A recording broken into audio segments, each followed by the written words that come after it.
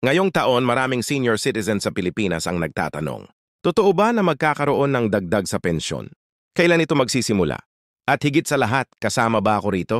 Kung isa ka sa milyon-milyong Pilipinong senior na tapat na nagtrabaho sa loob ng maraming tao at nga rin umaasa na lang sa maliit na buwan ng pensyon mula sa SES or sa gobyerno, ito na ang balitang magpapagaan sa loob mo simula Setyembre 2 at nakagdang ilunsad ang Universal Social Pension Program na layuning ipantat, iangat ang buwan ng tulong, pinansyal para sa lahat ng senior citizens.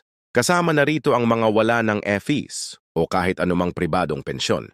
Hindi na ito pangako lamang.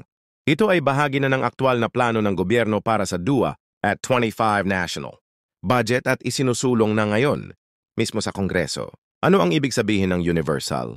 Ibig sabihin lahat ng senior citizens na 6 na years old pataas, maging mahirap na sa probinsya, man o lungsod at kahit wala ng pamilya o inaasahang suporta ay makatatanggap ng regular at garantisadong buwan ng pensyon. Hindi na ito gaya ng dating 500 lang, kada buwan na halos kulang pa sa gamot.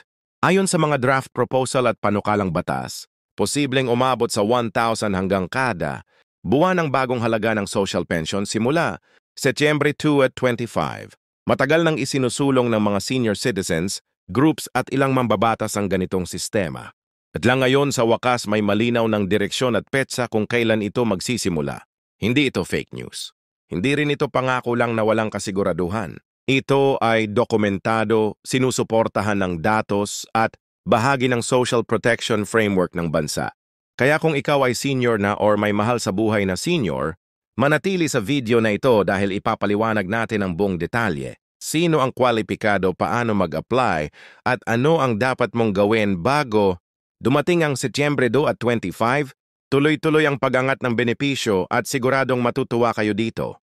Ngayon, pag-usapan natin ng mas detalyado kung bakit malaking bagay itong Universal Social Pension na ipapatupad sa Setyembre 2 at 25. Marami ang nagtatanong paano ito na iba sa kasalukuyang natatanggap ng ilan sa inyo mula sa CEV na social pension. Bakit ito tinawag na universal at sino-sino talaga ang makikinabang dito? Ang simpleng sagot diyan, ito ay isang napakalaking hakbang ng gobyerno para masigurong lahat ng seniors kahit pa hindi ka miyembro ng ISIS o hindi ka nakapaghulog sa o sa anumang private pension fund ay magkakaroon ng tuloy-tuloy at mas mataas na tulong pinansyal, buwan-buwan. Hindi mo na kailangang mamili sa pagitan ng pagkain o gamot, layunin nitong paluwagin kahit papaano ang mabigat na gasto sa araw-araw. Kung matatandaan ninyo, ang dating social pension, program ng gobyerno ay nagbibigay lamang ang 500 kada buwan. And kung iisipin sa taas ng presyo ng bilihin ngayon, halos isang araw lang iyon na pambili ng bigas, kape at gamot. Kaya ang mga senior na umaasa sa pension lang ay hirap na hirap. Lalo pa yung mga wala ng anak na makakatulong o yung mga nasa malalayong probinsya na bihira pang makarating ang tulong ng gobyerno. Kaya ngayon hindi na sapat ang 5 at mukhang napagtanto na rin ng gobyerno. Yan kaya isinulong na ang pagbabagong ito.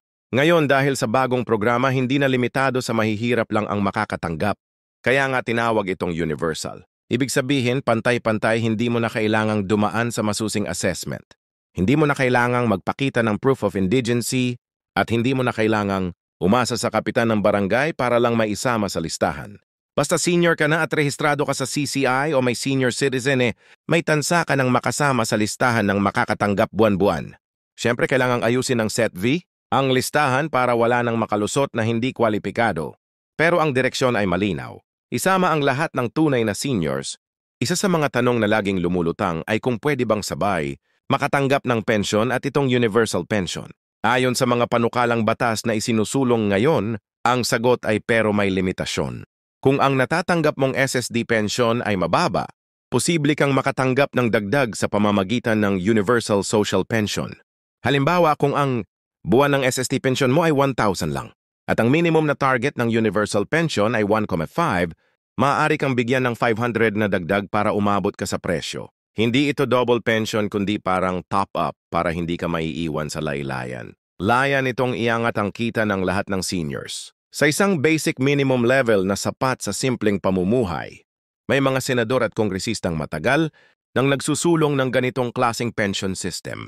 Isa na rito si Senator Risa Hontiveros na matagal nang ipinaglalaban Ang karapatan ng mga lolo't lola na mabuhay ng may dignidad kahit tapos na ang kanilang mga tao ng pagtatrabaho. Sinasabi nga nila ang matatanda hindi pa bigat. Sila ang pundasyon ng ating lipunan. At tama naman talaga kung wala ang mga naunang henerasyon, wala rin tayong industry pinakinabangan ngayon.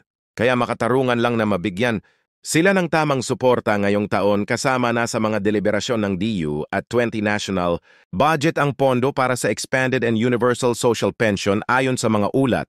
May inila ang halos bilyong para masakop ang lahat ng senior sa buong bansa. Malaking halaga yan pero mas malaki ang epekto nito sa buhay ng milyon-milyong Pilipino. At tandaan ninyo, hindi lang ito bigla ang plano, ilang taon na ring pinag-aaralan at ngayon lang talaga naihanda ang sapat na sistema at pondo para maipatupad ito ng maayos. Ngayong alam na natin ang halaga at layunin ng programang ito. Ang susunod nating tanong, paano makasisigurong makasama sa listahan? Dito papasok ang papel ng FEFI-V at Lugos. Ngayon pa lang hinihikayat na ang mga seniors na siguraduhing updated ang kanilang records. Kung wala ka pang senior citizen mula sa Oscar, kumuha ka na. Kung hindi pa updated ang birth certificate mo or wala ka, pang-valid iproseso mo na ito. Kasi kapag nagsimula na ang implementasyon sa Setyembre 2 at 25, doon na magsisimulang dumami ang pila at ayaw natin na maiwan sa listahan dahil lang sa kulang sa papeles. Bukod pa ran, inaasahang magkakaroon din ng house-to-house validation sa mga malalayong barangay.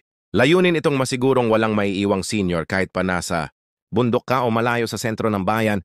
Gamit ang bagong teknolohiya ng F at CC, magpapalabas sila ng consolidated list para mapadali ang paglabas ng pondo. Kaya kung senior ka na, ngayon pa lang siguraduhin mong malinaw ang pagkakarehistro mo bilang senior citizen sa iyong barangay at munisipyo. Ito ang unang hakbang para matanggap mo ang dagdag na pensyon. Marami sa mga seniors ang nagtatanong din kung ito ba ay isang beses lang or tuloy-tuloy. Ang sagot, tuloy-tuloy buwan-buwan habang ikaw ay nabubuhay at kwalipikado. Sa madaling salita, regular na ito parang sweldo na hindi mo na kailangang sundan o ipaabot. At dahil nakabase ito sa national budget, asahan natin na taon-taon ay maaaring tumaas pa. Ito depende sa inflation at kalagayan ng ekonomiya. Ang 1B hanggang PH, BFO. Ngayon, pwedeng maging 2,000 o higit pa sa mga susunod na taon. Basta maayos ang pagpapatupad ng programa. Kaya kung ikaw ay senior na at nangangarap ng kahit kaunting ginhawa, huwag kang mawalan ng pag-asa. Ang programang ito ay isang simula ng mas makataong trato sa ating mga nakatatanda. Hindi mo na kailangang umasa sa awa ng iba. Hindi mo na kailangang mamalimos ng tulong sa fiesta, lang o panahon ng eleksyon dahil ito ay karapatan mo. Hindi pabor kundi bahagi ng pagbabalik ng gobyerno sa lahat ng naiambag mo sa bayan. Sa mga anak, apo at kamag-anak ng ating mga lolo't lola, ito rin ang panahon para tulungan natin silang ayusin ang kanilang mga dokumento, dalhin sa munisipyo, kung kailangan at ipaalala sa kanila ang mga benepisyong dapat nilang matanggap. Isang simpleng tulong natin, malaki ang magiging epekto sa buhay nila. At sa mga nanonood na hindi pa senior pero papunta na sa edad na yon, mas magandang malaman mo na ngayon pa lang ang proseso para hindi ka mahuli sa biyahe pagdating ng panahon mo. Kaya mga kaibigan, mga kababayan, mga lolo't lola, huwag na tayong palampasin ang oportunidad na ito habang may malinaw na plano, habang may pondo, habang may hangarin ng gobyerno na suportahan kayo. Samantalahin natin ang tulong ay nariyan na.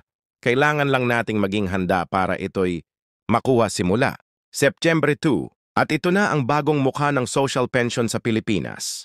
At kung tuloy-tuloy ang suporta, o rin ang magiging bagong pag-asa para sa mas magaan at marangal na pamumuhay sa pagtanda.